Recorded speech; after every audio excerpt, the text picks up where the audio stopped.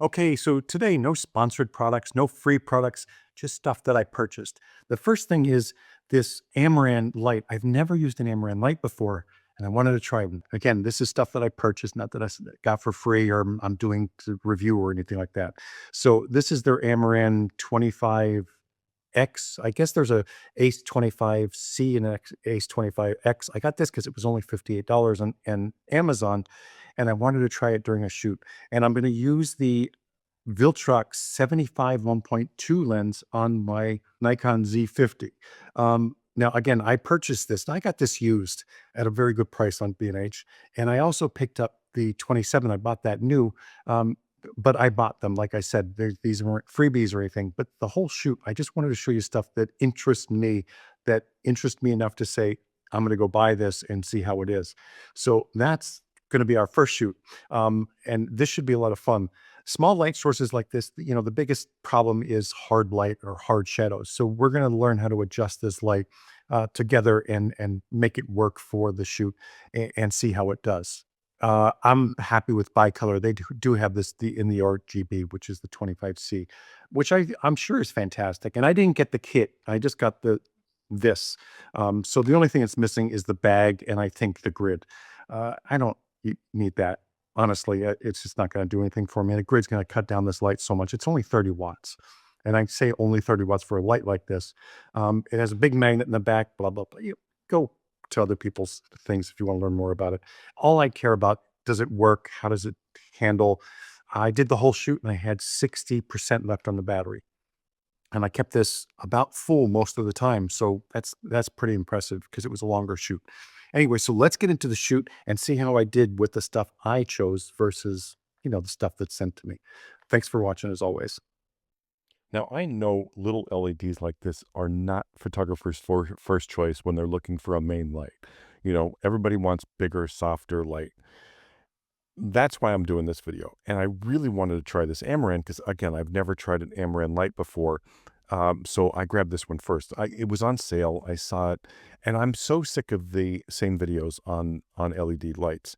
90% of them are them shining the light in their eye and saying, "Oh my God, it's blinding! How bright it is." I don't care. You can use a little tiny pen light and blind yourself if you put it in your eyes. It just doesn't make sense to me. And then they talk about the specs every single video, and they go through every little spec the light has, and I'm like, just show me what it could do. And it just never ends up with them other than them shining it in their eyes and going, "Oh, it's blinding." So I really wanted to try this light and I really wanted to show what it could do. So when I got it, it's plasticky, obviously, because it's inexpensive, but the power is nice. I mean, it's, 30 watts. I like the magnetic diffuser on it. Now, remember, when you're using small lights like this, you can make it look softer by placement. So placing your light closer to the lens, to the camera, the same axis of the lens, the more of a soft look it's going to have, or a softer look. The more you move it over to one side or the next, the harder it's going to look because it's creating those hard shadows. The issue is, placing it on the same axis with the lens, it's going to give you somewhat of a flat look, a flat lighting look. Now, this goes for, small speed lights or an LED like this. I like a little bit of shadow. So placing it off just a little bit to the right or to the left will give you that 3D effect, give you that depth, and it'll be just a little bit softer light. And again, it's the appearance of softer light, not actual softer light. And that's what I'm going for here. I do want shadows. I do want to carve out her facial features. I like this look. I don't mind that shadow's falling just a little bit on that left side. I want that. But a lot of people don't want that. They want that softer look. So all you have to do is, for that light placement, you can see the nose shadow. All you have to do is have her turn her head a little bit to the right and it'll soften it up. Now I'm just going to pull it just a little bit more closer to me and a little bit more access with the lens. And you're going to see that shadow is still there, but it shortens it and it's just a tiny bit softer. The shadow edge is a tiny bit softer because it is giving that wraparound kind of effect because of that diffuser on it. For me, this is a fantastic shot. I love the shadows. I don't think they're too hard. And it does give that 3D effect because you have depth created by shadows. Now, I wanted to pull it in the studio as well. Everybody always says, with a controlled environment like a studio environment, it's easier to use and easier to make these lights look good. And that's quite the opposite. You have a backdrop behind her. I have less places to go where I can hide shadows or drop shadows to. With this, I have a backdrop behind her and I can't hide shadows. So I have to be more on axis if I want to hide that shadow or drop it behind her, which gives me that a little bit of a flat look. Now I have it off just a little bit left to camera access. So I'm still going to get those shadows on our face just a little bit. And I have it pointed down so I can get, underneath the jawline, that shadow there, which is going to create that, that 3D effect. But it's not as much as I would like. So if I move it over to the right quite a bit more, I'll pull her away from the backdrop just a little bit so I can hide the shadow that way. See, when I pull her up, that shadow's dropping off to her left. Now I have a main LED light behind me in the studio, but it's set low, but it is still mixed lighting, and it is helping to fill in the shadows. But I wanted to show you this in studio as well so you can see the effect you can get with this with just two LEDs. And honestly, I think you can do this with two of the Ace 25s and get this same look. Now, I've been doing a lot of shoots with just two small or three small speed lights and creating amazing images with tiny little speed lights, but you can do it with the LEDs as well.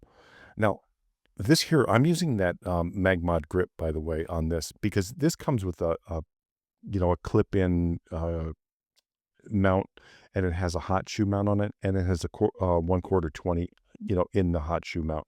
So there's different ways you can set it up, but I'm using that Magmod grip because it's so easy to use with this thing. The only issue I had with it is did have to use an Allen wrench to tighten down that uh, tilting mechanism in it because it wasn't holding right out of the box. It was, just like tipping down. But once I tightened it up, it was fine. So the other part of this is it does have a magnet on it. Now I was going to put her in that elevator, but it's broke and it's like, and I didn't want to chance it. I didn't want her dropping down to the first floor for some reason. So I just kept her outside the elevator. And it's still a pretty cool look.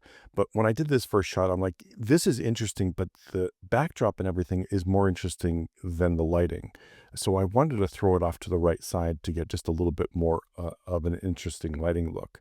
And I'm going to feather this, so I'm shooting that towards the back of the elevator and just having it feather across her so it gives more of that 3D effect and more of a dramatic look with the lighting. But then I remembered that this had that big magnet on it, so I stuck it right to the elevator rim because it just sticks. It's really that magnet's really strong, by the way, and it has like rubber on it to protect the metal, whatever you're putting it on, which I'm sure some things you wouldn't want to scratch, but it created some nice light with this, and I really liked the effect of it. Now, this would be great if there's more metal around the building like this, but usually it's all brick or wood. And then, I went down just a little bit because I wanted that streak of light coming through. Anyway, just having fun with the light and playing with it. My first impressions of this light is I'm actually very impressed with it because it is something just a little bit better with the skin tones. I don't know what it is. There were some images like this when I have light coming in from the windows. So I have a little bit of a blue tint on her face because I had the light set at like 5,000 for a little bit warmer look. Anyway, I'm back in the studio and I'm just using a straight white reflector. I wanted to try this just to see if it had enough power. At 30 watts, throwing it in an umbrella, maybe the parabolic umbrella, it would do fine. But my ISO did go up to like 400 and 450. Most of the time, my ISO was around 200. The light was fine with that. But now I switched over to the silver side just to get a little bit more light out of this.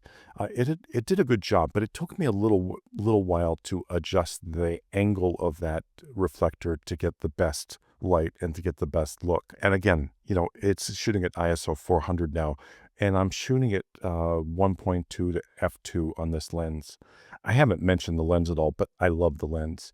My only mistake during the shoot is a 75 mil, which is like a 112 millimeter on the crop sensor. The only mistake that I made was I was shooting at 1/25th of a second a lot of the time, and the camera doesn't have IBIS.